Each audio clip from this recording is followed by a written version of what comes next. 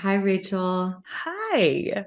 So nice to see you. So good to see you. It's so fun to actually get to have a conversation with you. Yeah. Yeah.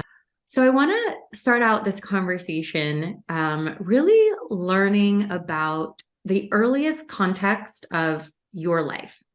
I have really come to believe through my work as a coach, but then also from my own journey that like these early contexts are really formative and they play a role in shaping who we are and what our motivations in life become. So to start, what is that early context that I would need to understand so that I could understand you and like who you are sitting across from me right now?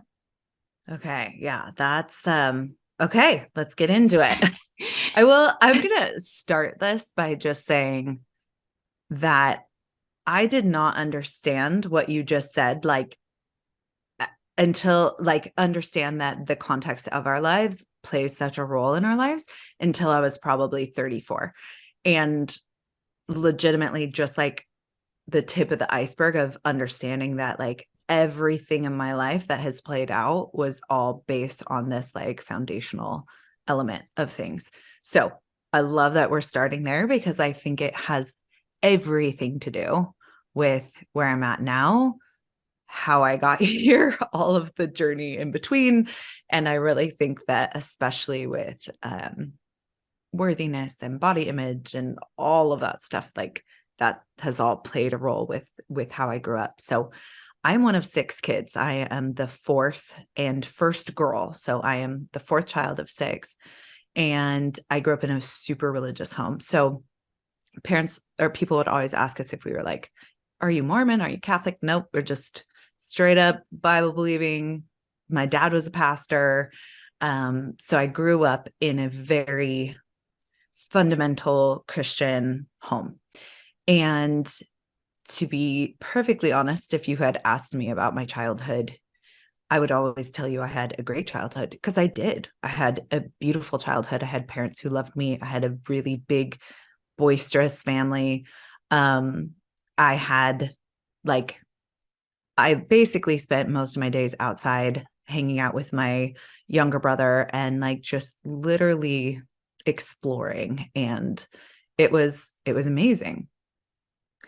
And just as you realize, oh, wow, there is some key elements of my belief systems and structures that were formed by how I learned the things in this world based on my parents being very religious. So we were we would go to church every Sunday morning, Sunday night, Wednesday, and it was very much that um, foundation of you need to be good. You need to obey.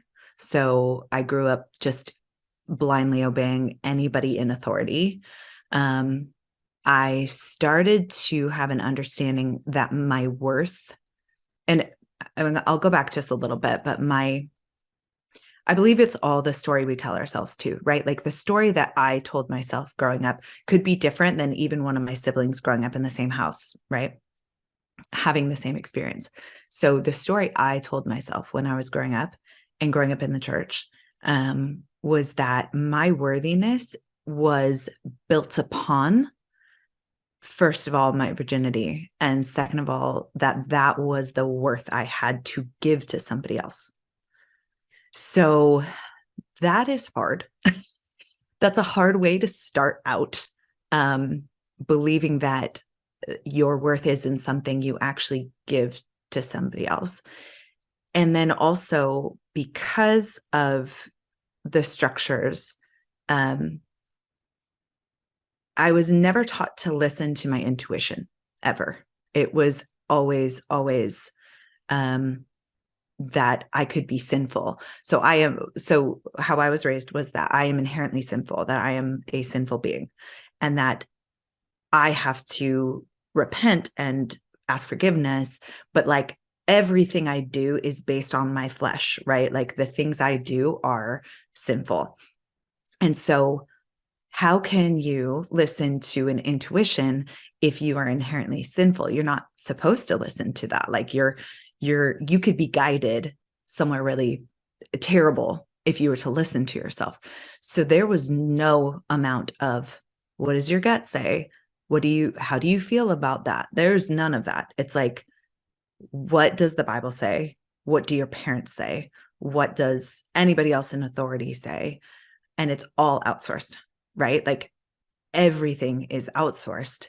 And so when me coming into making a decision, I would not make decisions based on me. I would base decisions based on what my parents thought or what they thought I should do. And thankfully, they're wonderful people who do want the best for me, but they're not me. They can't tell me what's best for me. So it created an atmosphere of like not trusting myself. And really, I mean, I pushed hard into the like purity culture. I was a virgin when I got married to my previous husband. It was a week after I turned 20 that I got married. And I mean, I literally was like, it was kind of it was a moment. Like, I actually, the thoughts that kept coming into my head, like the day of my wedding that day was, how can a piece of paper change everything? Like this piece of paper, like all of a sudden this piece of paper says that I can do these things when I've like held and gripped so tightly to this thing that was all that my worth was, right? And then all of a sudden in one piece of paper in one ceremony, like that was just gone.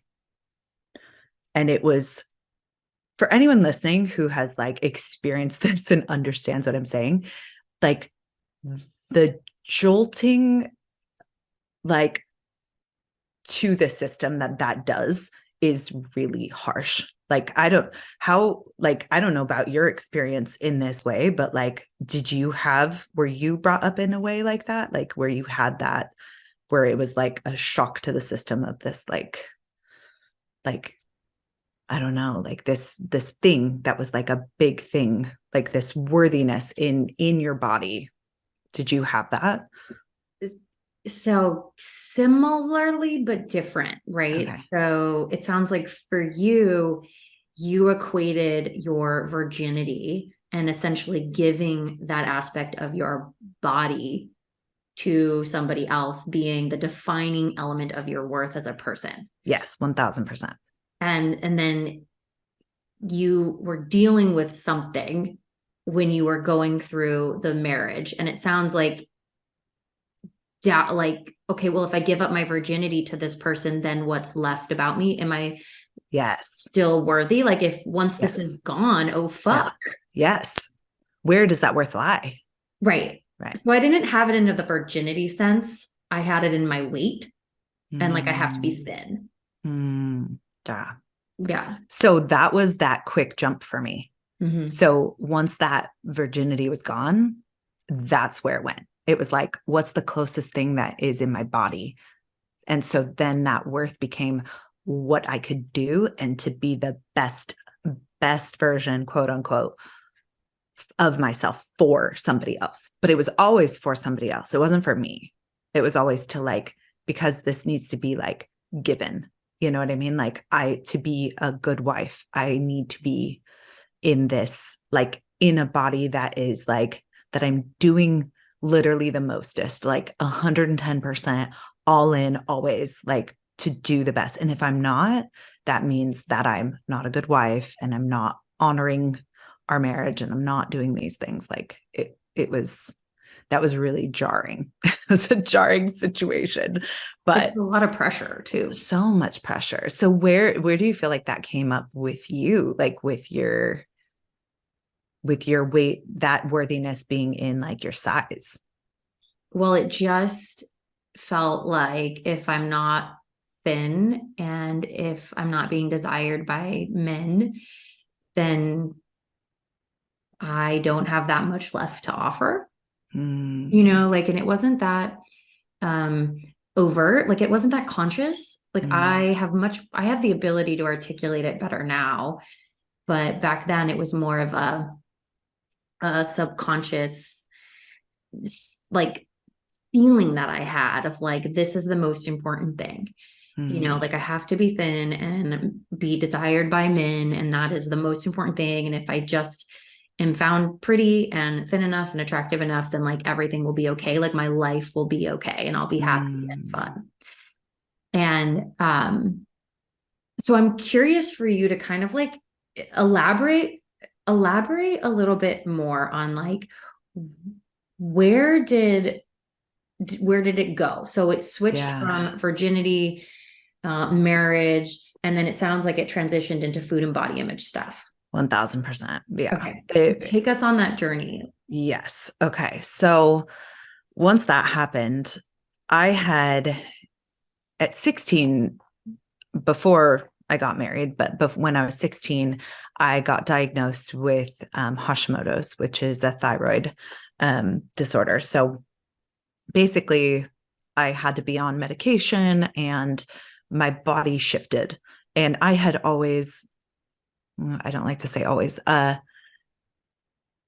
the image I had of myself and when I was in high school was like I was the big girl. I was the big friend, right? Like all of my other friends could shop at Wet Seal, and I was having to buy from the boys section of the Levi's because they didn't have my size in store. Okay. So I already had this, like, I went from like a very active little kid and then all of a sudden became a teenager, and it was just like I just was in a much larger body. I found myself in a much larger body very quickly, but I never thought anything of it.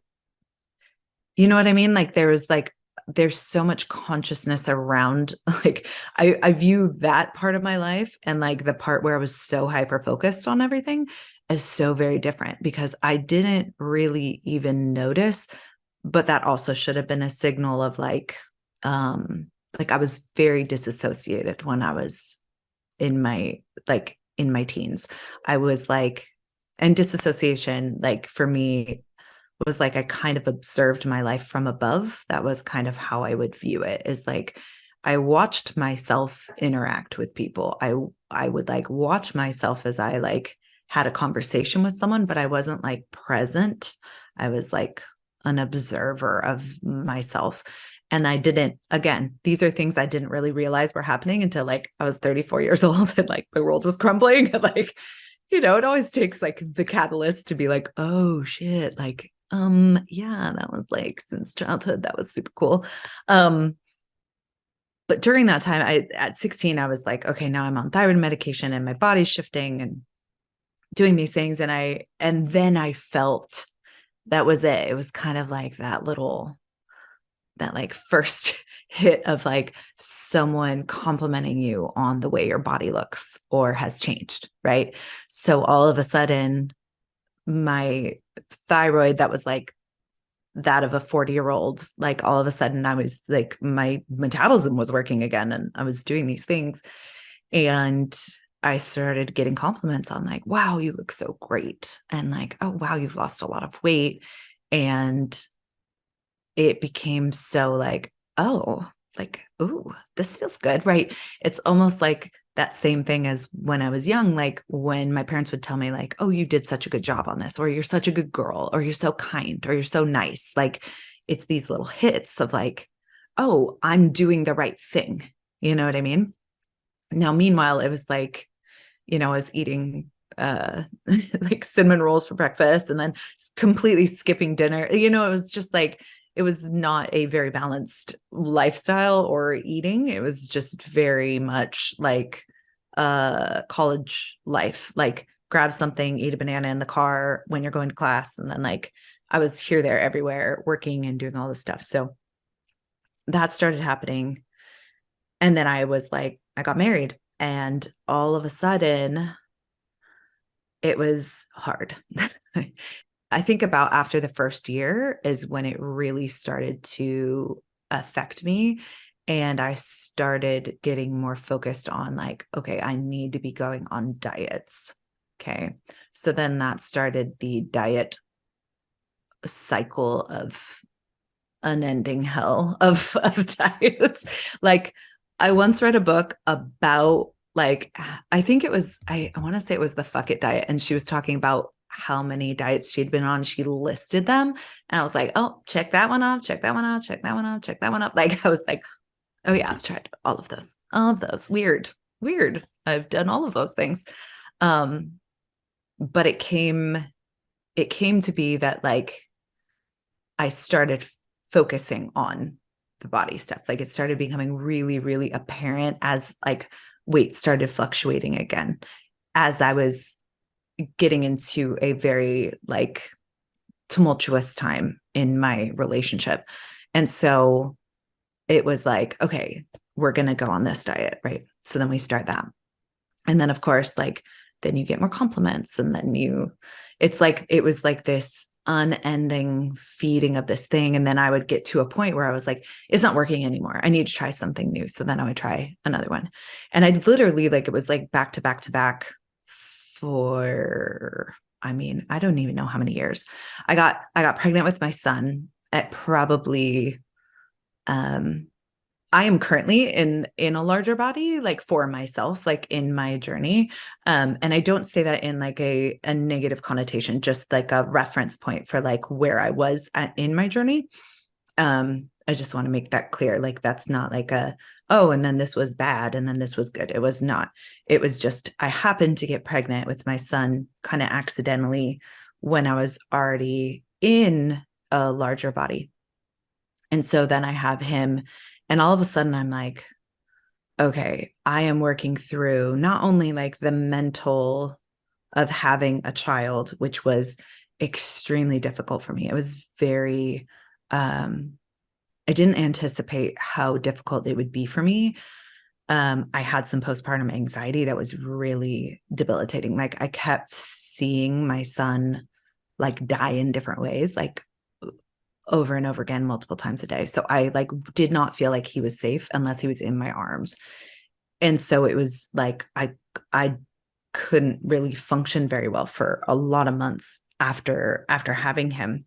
Mm. But when I started feeding him, when I started actually having to nourish him with food, I had this thought like, oh my God, I don't want my son to struggle with this thing. Like, I feel like I have felt like on the struggle bus about not only just my weight fluctuating, but like the mental toll it was taking in that. And it wasn't even as bad as it ends up getting in this story. But like it was just like, I just don't want to have to, I don't want him to deal with this. And I think that that's something that like as a mom, you realize like, I do not want to pass down my crap, like in any form, like in my mental, emotional, like I do not want to pass this stuff down to have them have to deal with it. Like I need to be able to work through this. And so I really started getting more active.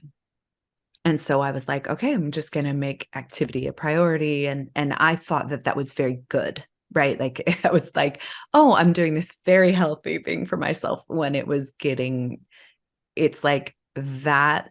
And all of these other things started getting more and more disordered, right? Like there was more brain power focused on what I was eating or how I was eating or in what increments I was eating and how much activity I was getting, and monitoring now, like going from monitoring all my food stuff to monitoring food stuff and activity, right? Like, okay, how many steps am I getting? How many miles am I running? How long did I go? What heart rate was I at? Like just very, it was starting to get to that place of like fixation.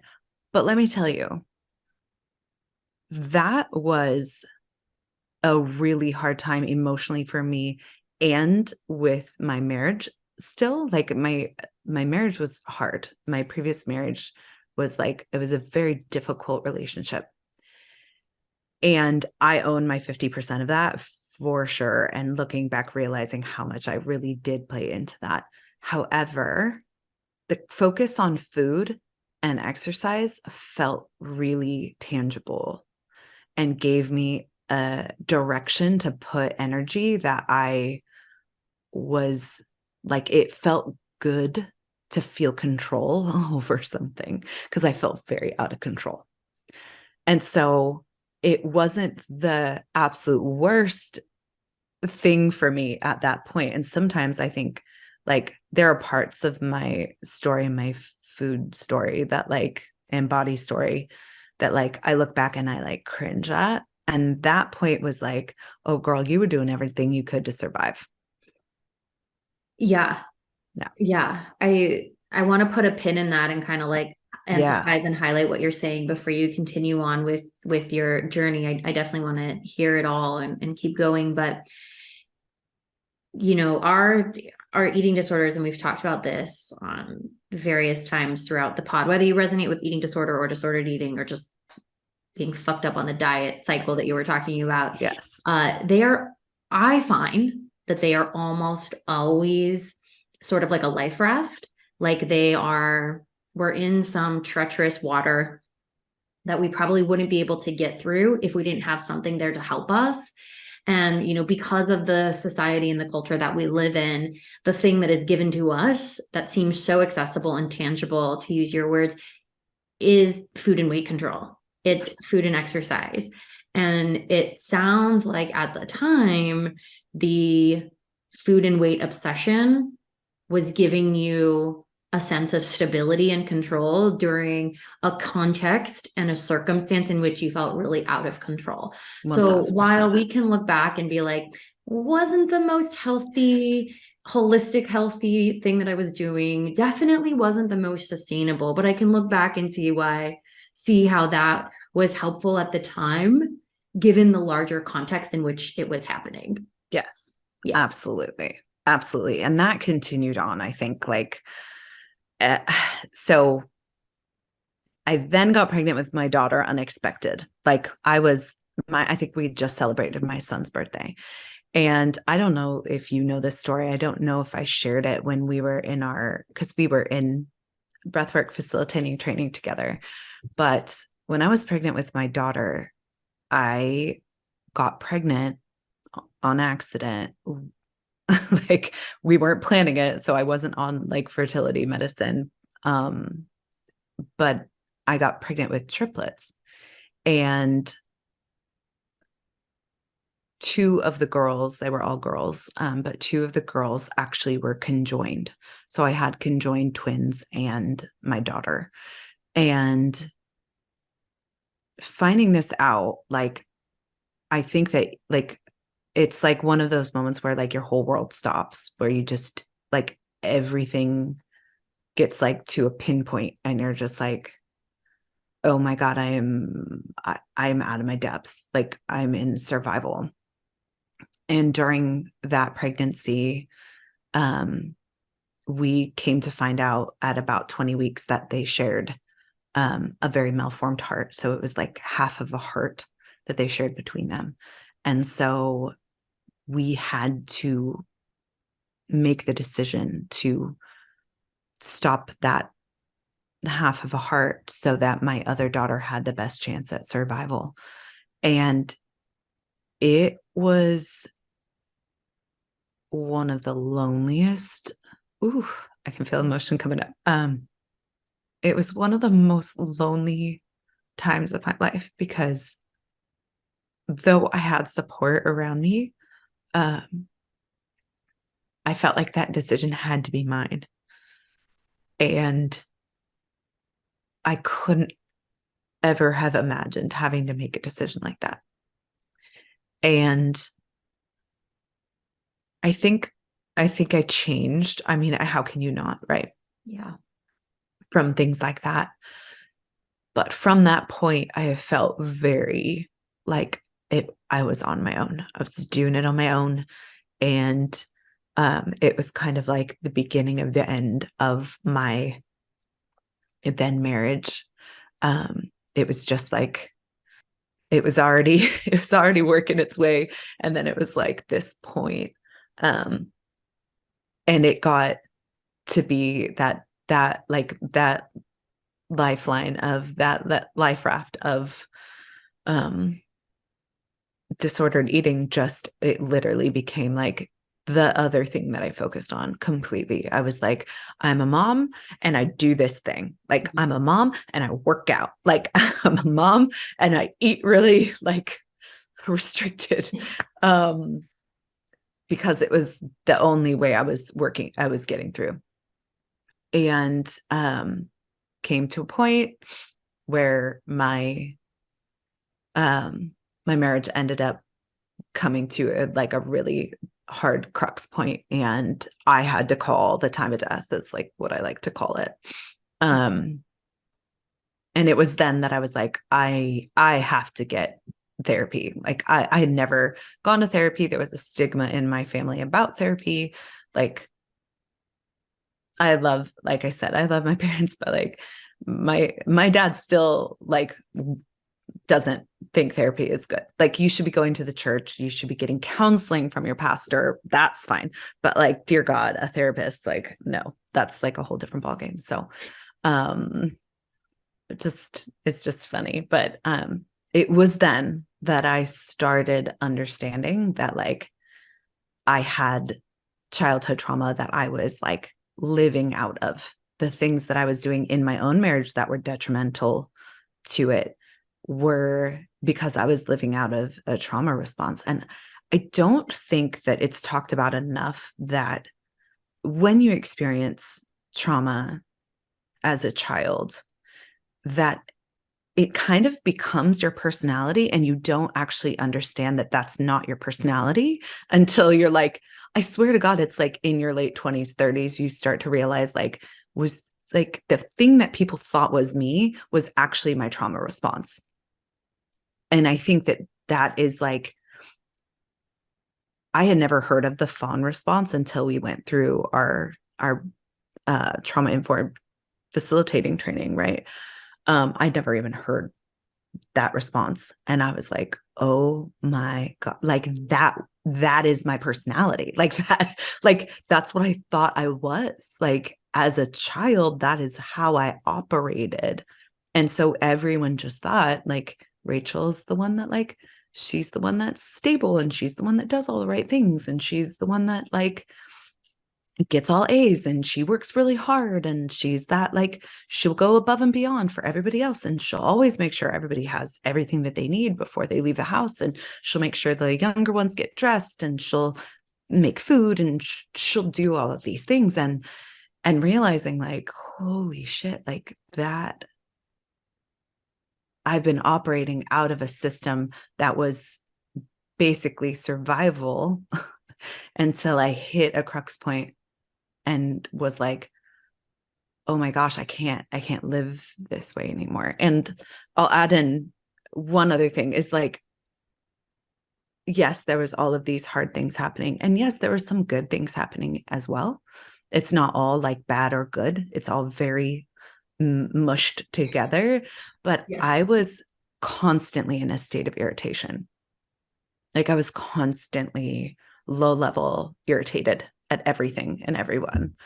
And I think that was like, I also didn't realize that was such a huge part of like, I was living in discord with like who I actually was, and not listening to myself for so long, that was like causing this, like, it's almost like when you hear someone play music and it's off and you're just like, like, like makes your ear kind of like twitch. Like you're just like, oh God, like it feels that way. It's like the more I started understanding how much of my experiences and my mechanisms and my beliefs were all based on these other things, that it created like it needed a dissonance to be able to see that something was off. And then it kind of came to this point. So that was like the beginning. Like, that was really long, but No, it's perfect. I'm glad you went into that. And I want to kind of track back. There's a couple of things that I want to track to. What do I want to track to first? The most recent thing that you had said. So you had talked about how you were living out of this trauma response. And until we become aware of the fact that like, okay, whatever I'm doing is not working and I'm not feeling really good and I'm going to address my trauma, we don't fully have the consciousness or the awareness that we are living out of that trauma response and mistaking it for our personality, or having others mistake it as our personality. Yes. And then you had talked about the fawn response. So I want to go into both of those deeper for anyone listening. So can you give us a couple of examples? And you kind of alluded to it with like Rachel just helps and takes care of the little ones, etc. Mm. But like, can you expand upon what it means when you think your personality is your trauma response? Like, can you just explain that a little bit more? Yeah. So I used to have this saying that like I can walk around in other people's shoes so long that I forget I have shoes. Right. So when I was a little kid, it took the form of like being the good girl, being the people pleaser, right? Like I constantly was aware of everyone's moods, everybody's mood, everybody's what they're doing, and I would act accordingly. So it was if my mom was irritated, right? What can I do to help that? How can I help resolve that situation? How do I diffuse it? Right. So I would come into the kitchen and I'd be like, how can I help? Can I help you make dinner? Because I knew that that would elicit like a calming or a softening, because she was overwhelmed. And so I knew that I could perceive it because I was hyper aware of everyone's mood, not realizing that like I was looking for safety, right? Like I was constantly looking, am I safe? And the way the fawn response works is, instead of, fighting or freezing, right? Like just immobilizing or having conflict or Running away. right? Like Right. I would charm is the best way I could describe it. Like I would know how to create an atmosphere that would put me in a position that made me feel safer. And so I would automatically pick up all of the nuances of everyone's feelings, emotions, which I mean, obviously it's like my own perception of what that is too, right? Like that's not accurate. I don't know if actually someone's feeling that way. It's just my perception of what they're seeing or they're feeling. But then I would like, okay, how can I make them feel better? How can I make them not mad? How can I do something for them that makes them feel good? So not understanding at all whatsoever that I was like, that is the way I thought I could be safe, was creating these things. Yeah. So, okay. So on the outside, then to the people in your life, you were perceived as being caring and Yes. thoughtful and Yes. considerate and helpful. Yes. And so it was like that was your personality. But if we were to, lift up the hood and look a little bit deeper, really what this was you were trying to prevent some dangerous situation from happening. I say dangerous, Yes. like Oh, dangerous, 1000%. Yes. chaotic from Yes. happening. And so you sort of adapted into being this person who was taking care of everybody Yes. so that you could feel safe. Yes. And you didn't understand that this was a trauma response. People just thought it was your personality. And you were then, through our trauma informed breathwork facilitator training, you learned about fawn, and that is a fawn response. Yes. So, like for context, there's the flight, fight, freeze, and fawn. Yes. Yeah. It's so interesting because even in my 20s, people would say to me, "Oh, you're so nice." And I remember saying to them, "I actually am not nice." And it was like, I don't even know where that came from within me, where I was like, no, actually I'm not, because obviously I was still doing all of these things to make people think I was nice. And at the root of it, which sounds like, oh, I just want to cringe, like saying it out loud, but it's manipulation. Like it's manipulating for a purpose, right? And it's not of bad intent. Right. But it is a form of manipulation, which I had to start realizing like, oh, I can fall into that very easy to try to get my way. Or I have a really hard time asking for what I need, right? This is like a lifelong of like trying to like speak my needs and feel okay about having needs and not like full shame and just having a need, which PS, we're all needy. We all need things. But even asking for that, I started realizing that I could figure out how to have somebody ask me if I needed something, if I started getting emotional, or if I like would do a bid, right? Then I would get enough attention that someone would be like, hey, are you okay? And then I didn't have to ask, I just could speak it. And I was like, oh, like there is like some strong manipulation techniques in there. Like they're deep, man, because it was like a form of it, but it was keeping me safe at least in my mind. That was the thing that was putting things together so that I felt safe within my home. Yeah. Yeah. And it wasn't malicious manipulation, right? No. Like generally speaking, when we hear the term manipulation, we think of it as being intentionally malicious and Yes. coercive. And while fundamentally you shape-shifting your personality and doing the bid that you were referencing, like is a form of manipulation, but it wasn't coming from malicious intent. No. But like you're intentionally acting in a way to elicit a specific outcome, which is manipulation. Yes. Yes. And it just, whew, man, it just stings a little bit still because I it's a thing that I've more recently understood how quickly I can go to that if I'm not like fully like speaking like and being my authentic self. Like if I'm really there are certain areas of my life where I can feel like are harder to speak about, and I don't love to ask for the need in that way. And I see it come out sometimes, and I have to catch myself and be like, oh, are you crying because you're sad? Are you actually crying because you want someone to ask you if you're okay? You know what I mean? It's very interesting when you start being aware of it, Looking at it. Yeah. I mean, it's a conversation to bring nuance to because, the adaptation that you developed, right? The fawn response of taking care of everybody, like it was a protective mechanism. So like while yes, the bare bones of it were manipulation, but like really you were doing what you knew how to do to keep yourself safe and to keep a peaceful environment.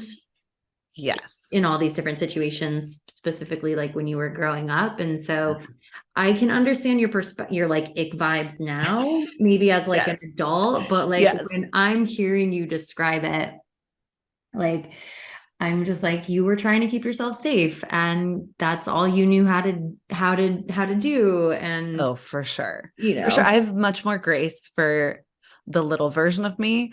When it comes to me now, I'm like, oh girl, you know better. You know what I mean? Like, hey, you aware. Like once you weren't aware back then, there was no awareness that was a thing. That was just like how I operated. But once you're aware, then you can like hold yourself accountable a little bit more. Like, is that really are you really trying to do it that way? Like, wow, you must be having a really hard day. Do you know what I mean? Like, all right, can we do this a little different? Like, I talk to myself all the time. It's a whole thing. So, okay, question for you.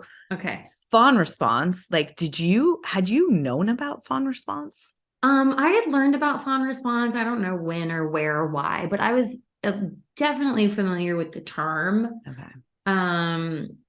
I kind of started my personal development a little earlier than you. Okay. Hence, like I see you I understand like not really learning it until we were in breathwork, which I think was that last year, 2021? Yeah. Yeah. Yeah. 2020, I guess 2 years ago now, because it's 2023 now. Yes. But, yes. So yeah, I was familiar with it. I've been doing personal development work and stuff for like a while. It's not the most well-known one, right? Like it's always flight, fight, or freeze are the most familiar ones. Yeah, I just had never heard of it before. Like, and I had been in therapy and doing different things, but like it was just not an awareness I had yet. But maybe I wasn't ready for it yet. You know what I mean? Like, it clearly the language hadn't come. Yeah. either, right? Like you Yeah. hadn't been exposed to the language of fawn and what that means. Yeah. And I guess it was divine timing, maybe. I Like you think just so. I heard mean, about it I when you, learned a lot in that training. There was a lot going on, but yeah.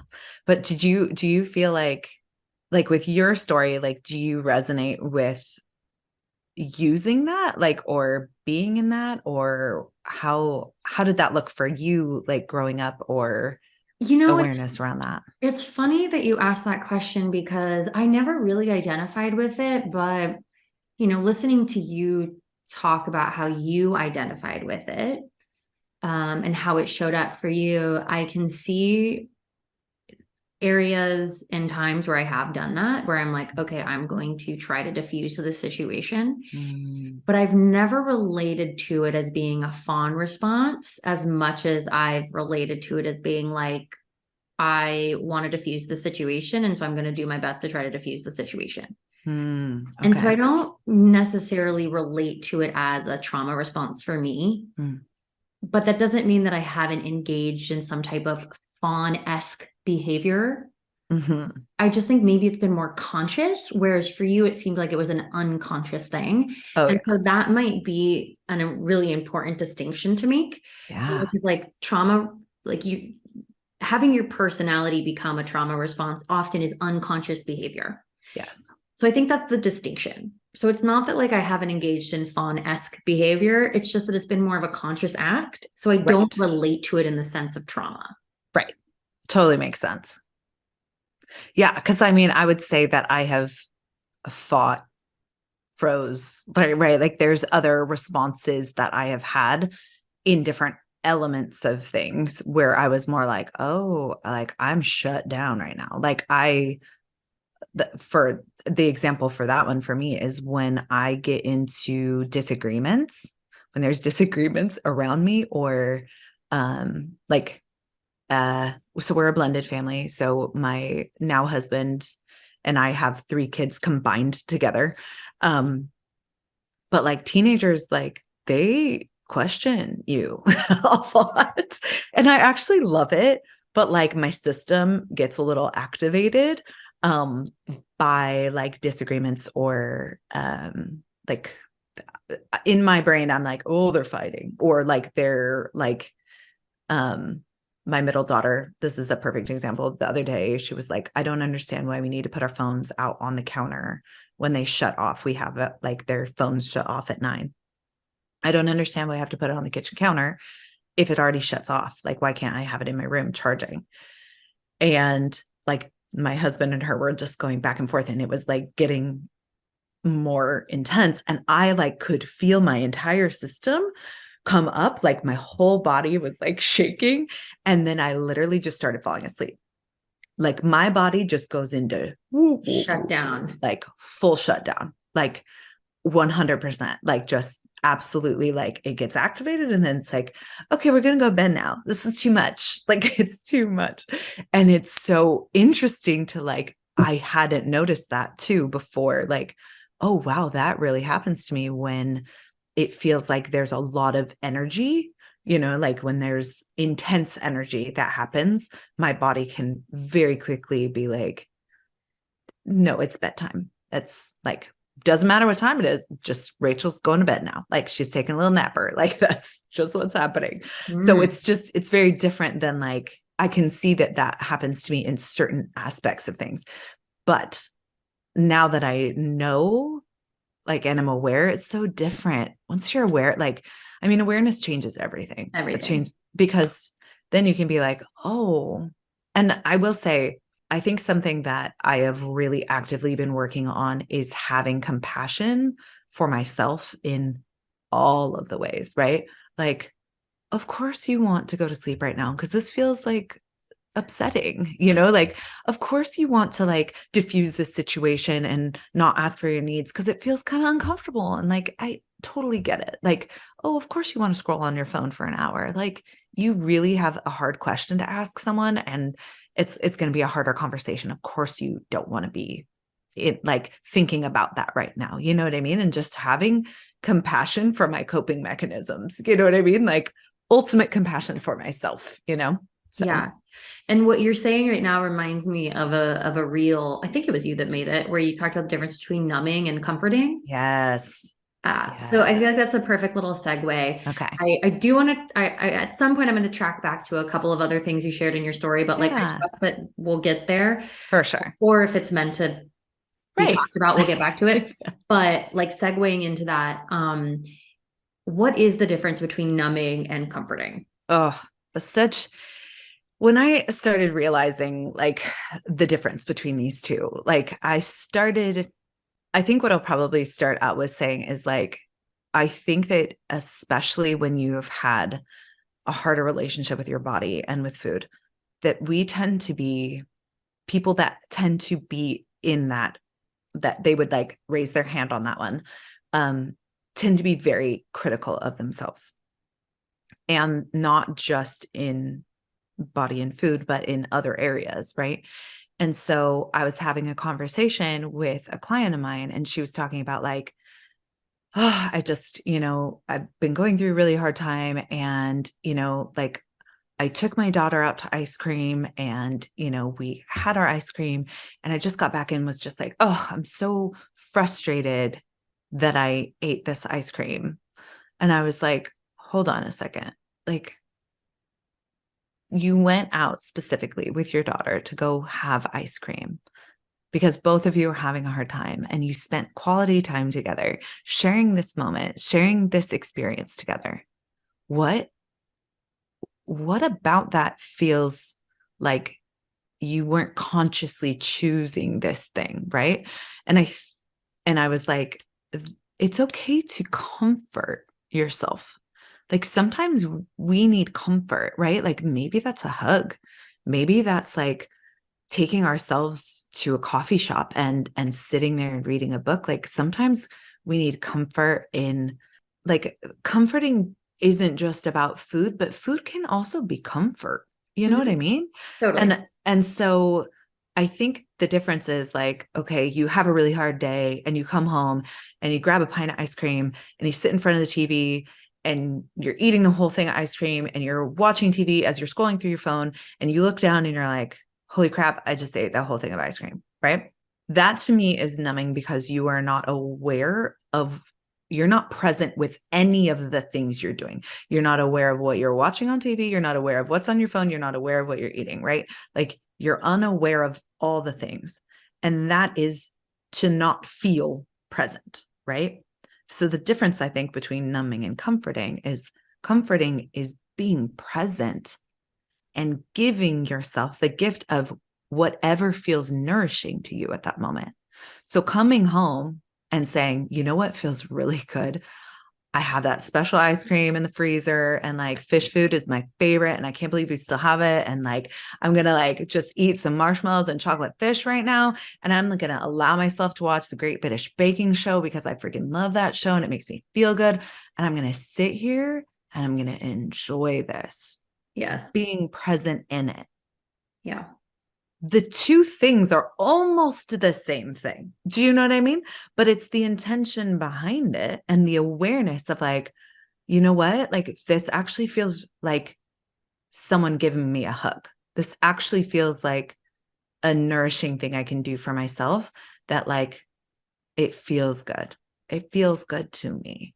And so that for me is like when I started recognizing, because I had such discipline around food and restriction around food, that I would like, you can't, oh, what was this phrase that I used to love? I used to love, and I used to say it all the time.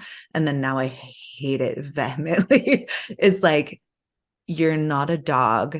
You don't like earn your treats or something like that. And it was like, or it was like something along the lines of like, you're not a dog, you don't get food as a reward or something like that. It was like, Oh shit. yeah. And it was something that I would like say to myself, but like makes me gag now. But like thinking of that, and then like such a stark contrast between like food can be all the things and it can be none of the things, and it can just be, it just gets to be. So like if that to me feels like, okay, this is really going to satisfy me. That is another thing that I have like, oh my God, life-changing is like, I don't want to just feel full. I want to feel satisfied. And sometimes to me that looks different every single day, but like I will like legit be in the middle of like eating something, like trying to see if it's the thing that's satisfying and be like, yeah, that wasn't it. Okay, no. Like I need to find the thing that's satisfying to me because I'm like, what am I doing? I'm like eating this because I think I should. No, like we don't do that anymore. Like I want to eat because it's the thing that makes me full and satisfied, right? Like sometimes it's like I need something crunchy or I need something sweet at the end of my meal or I need something, right? Like I love an apple and peanut butter. Oh, I love an apple and peanut butter. So good. So good. But it's like the crunch plus the creamy plus the sweet plus the like, there's like textural things.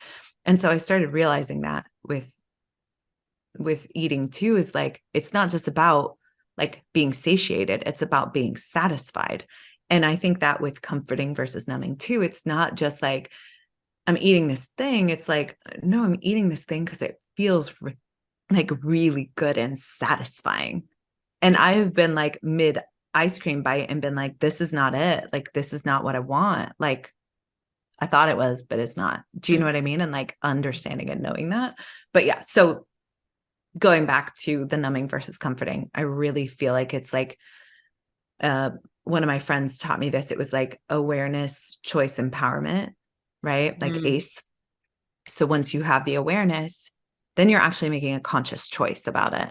And then that empowers you because you're making that choice. Even if you made the exact same, it looks like the exact same choice, like your intention and your awareness around it changes the whole thing. So 100%. Yeah. It's such a beautiful, succinct way of describing the difference because on the outside, they might look the same. You have two people sitting on the couch watching TV and eating. Yeah. Right. They might look the same on the outside, but one person is present and intentional and doing this to help take the edge off. And the other person is just wanting to numb the fuck out and not deal with anything and not be present. And the most accessible thing to do that was ice cream in the freezer. Yes. Yeah. Absolutely. But it could be alcohol. It could be, right? Like it could just be scrolling on your phone, Oh my God. How many times have I, like, how many things are in my Amazon cart right now? Like obscene, like it's an obscene amount of Amazon cart items that are like save for later, save for later, save for later. Like it's a thing. Like there's ways to do those things. And it's just like the more socially acceptable ones people like look at as like, oh, I'm just doing this thing, you know, but it's like, but the intention behind it really, it matters. It matters. So. It's the same thing, like, you know, with like eating a salad, right? Two people can be eating a salad and one person is eating the salad from shame and fear. And I have to be good. And this is what I should be eating.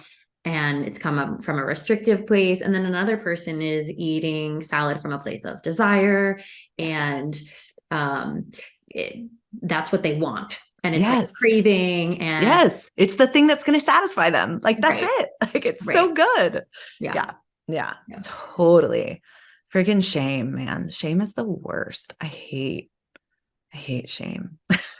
Shame is like the lowest vibrational energy. Did you know that? It's like, I think I've heard that. Yes. The lowest, the absolute lowest. And we create these things that like, we create it. We create the expectation that this thing is the thing. Like, if I'm good, I'm doing this. And if I'm bad, I'm doing this thing. And it's like, we create these things and then feel shame about the thing. And then it perpetuates the cycle of like, well, I'm already in a shame spiral, so I might as well go do this other thing that I also feel shame about. And I'm just going to keep going down this shame spiral. Oh my gosh, it's so crazy to me. But yeah, like I hate shame. Sorry. Well, let's talk about shame. I know you went on a tangent there, but I have a question for you about shame. So you have a reel on your Instagram and you said there is no shame without a belief underneath it. Yes. I think the example you gave was we're not born feeling ashamed of being naked. But then somewhere somebody says something about being naked as being shameful, or you should feel ashamed being naked if you look this way. Yes. And then so there's this belief created. So Yes. then you feel the shame about being naked. So you can extrapolate on that and explain that concept more and like how you learn that, et cetera. And then I'm also curious of like, well, once we're able to identify the belief that's creating the shame, then how do we go about changing the belief? Yeah. Oh my gosh. So good. So yeah. So there's most of our beliefs were passed down to us. Like if you think about what you believe about whatever, right? Like what do you believe about God? What you believe about the earth? What you believe about how you dress? What your belief about education, right? Any of these things, right? If you go back to where did you learn that? That would be the first question. Like, where did you learn that? Who told you that? Why is that belief there? You start to realize like most of the time it's like your parents, caregivers, or teachers or whatever. But some of it is like they taught you it because their parents taught them that. And then their parents taught those, your great grandparents, and it just is passed down. And you realize like, do I even actually believe that? Like, do I believe that we're inherently evil? Like, do I believe An that to original be sin? like, do I believe that to be true? Like, do I believe babies born are just inherently sinful little creatures? Okay, let's just take that for example. And you can believe whatever you believe. Like there's no shame. I'm not trying to shame anyone for believing what they believe, but I'm just taking this as like the thing, right? So I have to look at that. There's that belief underneath it of like, oh, I was taught that this belief is true. This belief that we are inherently sinful and we shouldn't trust ourselves because like we could just be like running rampant sinful everywhere, just throwing sin everywhere. Yeah. Right. So, but like going back to that, like, okay, so you have to question, like, where did this belief come from? Who taught me it? And then do I actually still believe that to be true? Right. And so it's like asking yourself those questions of like, wait, there's a belief underneath here. And I actually don't even believe this. So how does that change things? Right. But if that belief is underneath there and someone taught you it, there will be, that's why you feel shame around it, because we can even go to like, well, I mean, let's get into it. Like self-pleasure, right? Self-pleasure was taught in my whole, like that was a no-go. Like that was absolutely like not a thing you could do. It was not even talked about. It was like dirty. It's a dirty thing. But I know for a fact, I have friends who've grown up in homes where that was completely normal and fine, right? But did I, once I discovered it, cry every single time and beg God to forgive me for doing it every single time because I had so much shame around it? When my friend Susie next door, right? Like her parents don't care. They're like, hey, like it's your body. Do it, explore, just wash your hands, right? Like, there you go, right? Like, this is normal.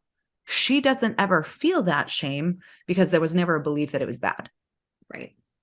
So there's all these underneath beliefs, fundamental beliefs that we have that we don't ever go back and check if we even believe them anymore or who taught them to us.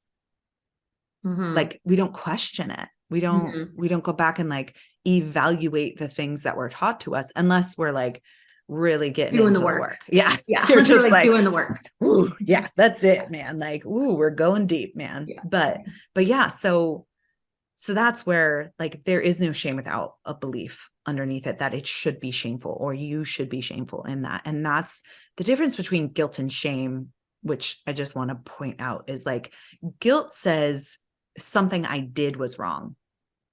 Whereas shame says, like, I am bad because, and that's why I'm doing this thing. I am inherently bad.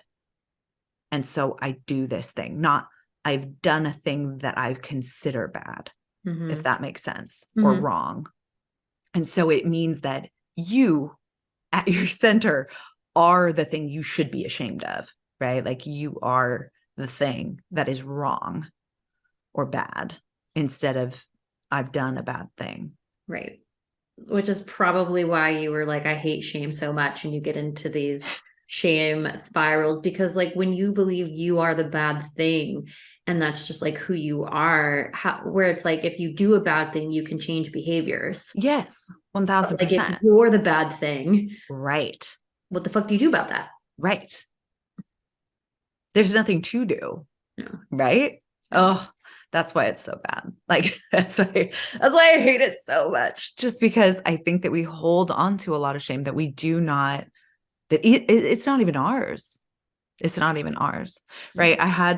It's very interesting. I had my one of my daughters wanted to chop off her hair, and I freaked out because she's like this gorgeous hair.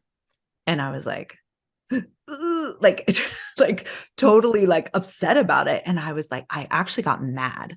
Like I got mad and I was like, why the hell am okay? This is a me thing. Like I need to go be by myself for a minute. Like, I don't know why I'm getting upset. Right. And I ended up like, I was like, I'm just gonna breathe. I got to do breath work. Like, I'm just gonna like, we're gonna rock this through because something's up. Like I can feel it in my system. Something's happening. And I come out of that breathwork session just bawling my eyes out and realizing like my mom wanted me to dress a certain way to be presentable, right? Her mom wanted her to get a perm and wear skirts to be presentable. And here I am fucking doing the same exact thing to my daughter because it says something about me if I let her do this, right? Like it says something about the way my mom, right? Like for me, dressing in too short of a skirt, my mom would have people come and tell her, like, Rachel's skirt is really short, right? Like, and so it's not just even about you and having your parents are passing this on to you because their grandparents and their parents pass it on to you of these like, you need to be this way, you have to present in this way because it says something about your parenting, right? And so that was a really interesting, like, I don't know how exactly that correlates with like what we were just talking about, but it's like that shame of like, oh my gosh, like it's not just about you too. It's like how you think people are going to perceive you based on the things you put out into the world. And some of that happens to be your children. So it's like, oh my gosh, I was like, I need to cut the tie between the fact that whatever she's doing is her own and whatever I'm doing is my own. And like, I'm releasing her from that guilt or shame that I have about it. You know what I mean? Like she gets to be herself in it. So anyway, that was like a non sequitur, but it just, I mean, it's an example where you were illustrating how the shame isn't always yours. So, right, like having, like, hypothetically, let's just say having short hair is shameful for a woman because it's perceived as masculine. right. And so, and like, let's just say that was the example that your mom gave you. So when your daughter wanted to cut her hair short, you were experiencing the shame that your mom passed down to you, and then you were potentially going to pass it down to her, and then she might have potentially had this shame, and she isn't even the originator of having No. the shame that short hair is somehow shameful for a woman. Right. Exactly. So it just is, it's insidious, like until you check those beliefs. And so for me, it's almost like I use shame as like a canary in the coal mine, as like, why am I feeling this way, the shame? And it doesn't happen as often now at all, but like, why am I feeling that? And then I start checking like, what is the belief underneath that I'm like telling myself? Like, what's the story underneath that? Because that's really where it's coming from. And if that story isn't even one that we want or believe, then why are we holding ourselves to the shame that is connected to the belief we don't even have anymore? Like, so wild. Yeah. And that's a really good tip for like anybody listening, of when you're feeling an unpleasant way, when you're feeling shame, etc., to ask yourself, what is the belief and the story underneath this? And doing that inner work and self-reflection can be so liberating. So that's just like a hot tip for Just anybody. hot tip for Hot everyone. tip. Yes. Yeah. It's just let shame, like never waste a good shame, right? Like just like never, what is it? It's like never waste a good trigger, right? Like it's like if this is showing up, like use that. Just Mm-hmm. use it as a little, yeah, little Mm-hmm. segue Mm-hmm. for sure. Yeah. Yeah. Okay, I want to touch on something quickly Yeah. because it's been like running through my mind. So you know, in the beginning of your story, and then you were kind of just speaking to it now when you were talking about shame. And it's something that I've read other people talk about. So I'm not going to be the most articulate here, but really talking about this overlap between religion. I'm most familiar with Christianity based, Yes. Bible based religion. So really looking at the overlap between like purity culture and diet culture. Oh. And I was reading about how Sylvester Graham, who later created the graham cracker, was a pastor, I believe. Mm. Um, and he believed that eating a very like bland, clean, pure diet and like restricting certain types of foods made you more pure and more godlike. Mm. And then you know, so like, you know, diet culture is also rooted in like puritanical religion stuff. Oh yeah. And then you were talking about how like you know, self-pleasure was sinful and shameful. So like you're indoctrinated into having shame around your body, like inherently having shame around your body, which Yes. I'm connecting some dots here in my brain about how like diet culture teaches us to have like shame about our body. And Oh yeah. we're not born being ashamed of cellulite or a belly roll. There's a belief that we're taught that's handed down to us that makes us ashamed of those things. Just like in your story, there was this belief that self pleasure was shameful, but then there was somebody else in another household who never got that narrative. Just like there are countries and civilizations around the world where they don't have the narrative that having round body parts or jiggly body parts is shameful. Oh, I we could go so deep on this because there is such a intertwined. I think it is so easy. It's so easy to connect those dots, like really, truly, because I really think when our worth is put upon our bodies, that it is an easy like jump to like, oh yeah, like having shame in these ways. Like I I read a story or heard a story a long time ago, and it was about a culture who didn't have TVs yet. Have you heard I think this? it's Fiji. Yes. So Yeah. Fiji didn't have TVs for the longest time, and everybody was just living their best lives, like, Mhm. normal human beings living lives. Weird, mind blowing, right? Like just living your life, not thinking about and obsessing about things. Um, and then they brought TVs over, and all of a sudden, Yeah. the women were trying to conform their bodies to what they were seeing, right? Mm. And I think that with purity culture, first of all, I just, oh, it just, it's one of those things I look back on and I think like almost in like that manipulation way where I was like, oh, this is like the fun response, but in a way it's manipulation.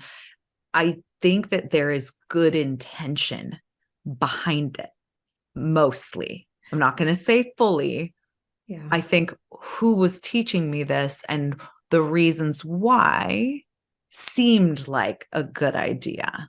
However, it's all so much about keeping, I mean, like legitimately, like keeping women small, Yeah.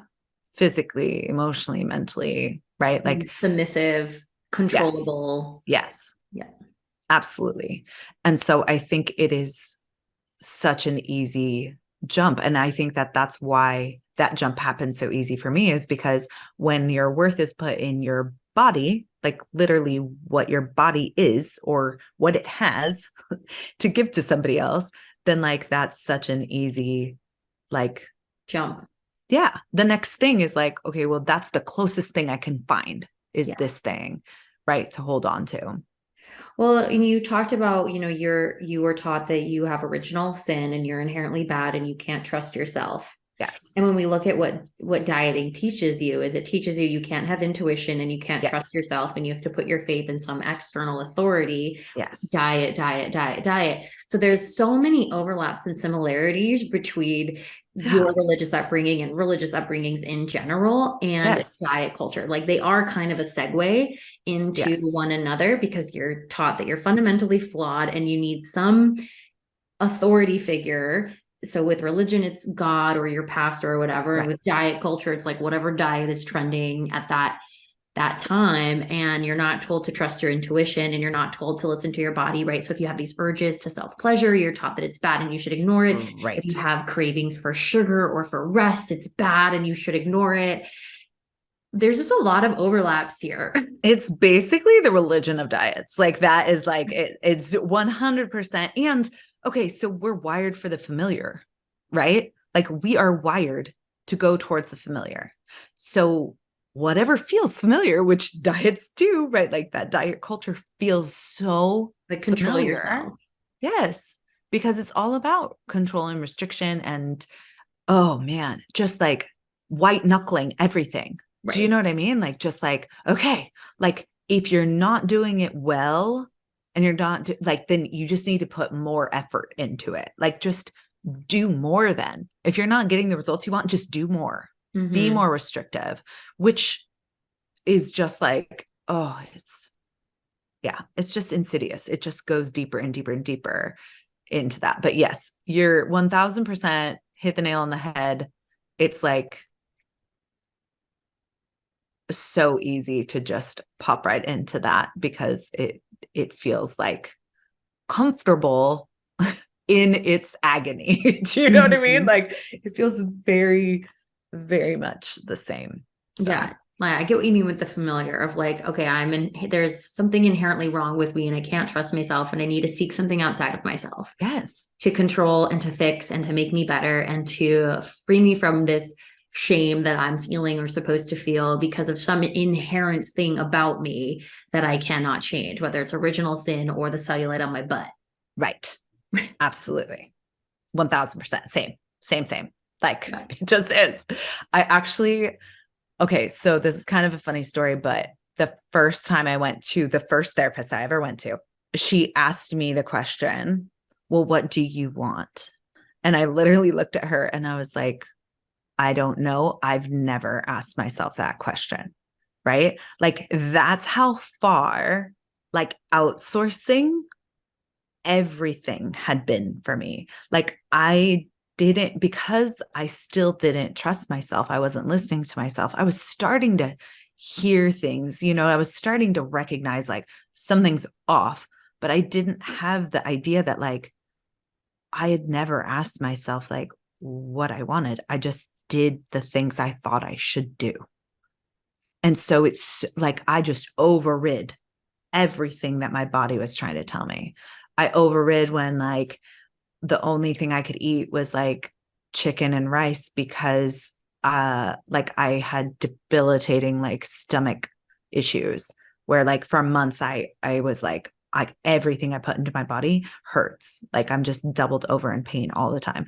Like, hi, anxiety, like, welcome. Here you are. Like this, like, but I didn't know that that was going on because I was so easily overriding every signal, everything. Oh, my hair's falling out. Like, oh, that must be that because I'm eating too much like fast food or I'm eating too much like genetically modified food or something, like I would give it like excuses in my head of like, oh, it must be this thing. Like I must just not be doing it good enough Right. or as extreme enough or whatever. And all of these things were like signaling, like freaking red lights blaring in my face. And I was like, no, I'm really good at just bypassing all of that, ignoring all of that, and just trusting that somebody else knows better than me Mm. all the time Mm. for everything.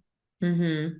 So, yeah. And even to this day, I will say to this day, I just had a conversation with a doctor on the phone for my daughter. And it was a very frustrating conversation. But the long and the short of it was, I said to her, hey, I don't really think that that's going to be a helpful thing for her. And she said, well, too bad. Like that's what you need to do, and hung up the phone. And I realized it took me like an hour to like process, like, and be like, wait, just because she's a doctor doesn't mean I have to listen to her. And it was like, I still have like sometimes those like quick, like, oh my God, I have to do this because someone told me that I had to, or like someone brought up this thing and that looks like a good thing to do. So I have to do that thing. And it takes me like a good hour to like be like, wait, hold on. Actually, what is my gut telling me right now? Like, what am I feeling right now? Why do I feel like I have to trust this person that sees my daughter for 10 minutes every 3 years? Do you know what I mean? Like, why am I trusting this person in authority, quote unquote, as like, that's the person that has all the answers instead of me and my knowing my gut and knowing my daughter, right? Like it's so weird and hard to override from years of like outsourcing that, right? Mm-hmm. Yeah. So, yeah. Yeah, that's a pretty potent example. And it's a skill, right? So, like anyone listening who kind of relates to that, you become better at listening to your intuition and sensing it, and then thus and honoring it. Cause it's one thing to hear it, it's another thing to like trust it and act on it. Yes. You get better over time. And it sounds like through all of the work and the deconditioning and things that you've been doing has allowed you to even have the experience where you took an hour to process and say, hey, maybe Yeah. I don't need to listen to this person. Yes. And following the path of outsourcing, you've talked about outsourcing your worth on your Instagram. And you alluded to it, right? Like the virginity bit, right? Yes. But just explain what you mean when you say like outsourcing your worth.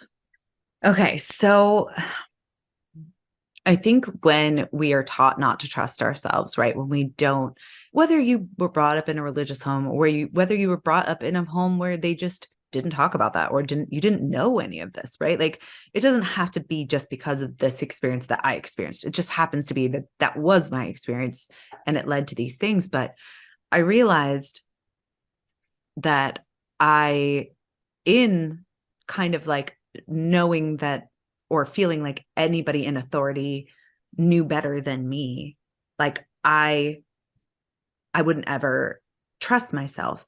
But also I would only find worth when someone else would compliment or tell me I was doing something good, right?